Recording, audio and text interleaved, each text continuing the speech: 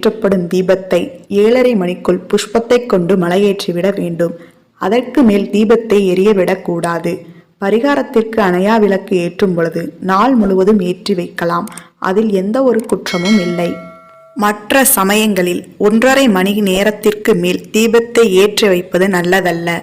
நம்மில் பல பேரது வீட்டில் கண்டிப்பாக காமாட்சியம்மன் விளக்கு இருக்கும்.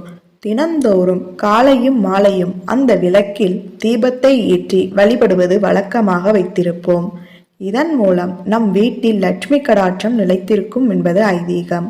இப்படி நம்முடைய வீட்டின் நன்மைக்காக ஏற்றப்படும் இந்த விளக்கை எந்த ஒரு குறையும் இல்லாமல் நாம் ஏற்றுவதுதானே நன்மை. இந்த உலகமானது செழிப்பாக இருக்க வேண்டும் என்பதற்காக தவத்தை மேற்கொண்ட அம்மன் காமாட்சி அம்மன் என்று சாஸ்திரங்கள் கூறப்பட்டுள்ளது. இந்த தவத்தை காமாட்சியம்மன் மேற்கொண்ட சமயத்தில் மற்ற தெய்வங்கள் எல்லாம்